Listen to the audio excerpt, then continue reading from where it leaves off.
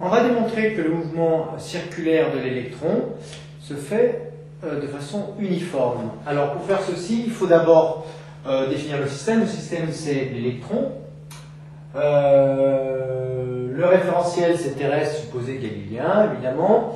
Le repère qu'on va utiliser, c'est un repère de Freinet, donc qui est constitué d'un vecteur normal, donc suivant le rayon, et puis d'un vecteur tangentiel taux orienté généralement dans le sens du mouvement, donc ça c'est le sens du mouvement.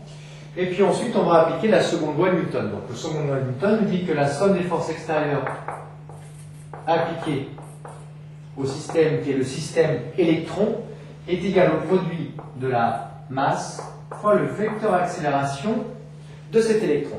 Or, la somme des forces extérieures est égale à quoi? Eh bien, tout simplement la force électrostatique petit f, qui est égale au produit donc de la masse, fois le vecteur accélération.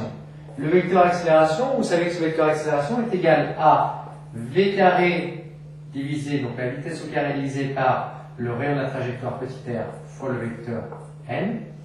Donc accélération centripète dirigée vers le centre de cette trajectoire circulaire, plus dv sur dt fois le vecteur tangentiel taux. Bien, cette force F, elle est égale à K fois E carré sur R carré, E étant la charge de l'électron, fois le vecteur n, puisque cette force-là est orientée dans ce sens-là. Alors pourquoi elle est orientée dans ce sens-là? Tout simplement parce que le moins attire le plus, comme le plus attire le moins, ça vous le savez. Alors, résolvons cette petite équation. KE carré sur R carré fois le vecteur n est égal à mv carré sur R fois le vecteur n plus m dv sur dt fois le vecteur taux.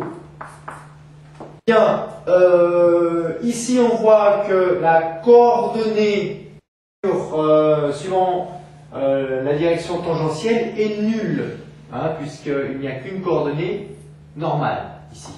Ce qui me donne m dv sur dt égale 0. Autrement dit, dv sur dt égale 0, ce qui implique que v égale constante. Donc si le mouvement de l'électron est circulaire, alors il est circulaire uniforme, car la vitesse v est constante.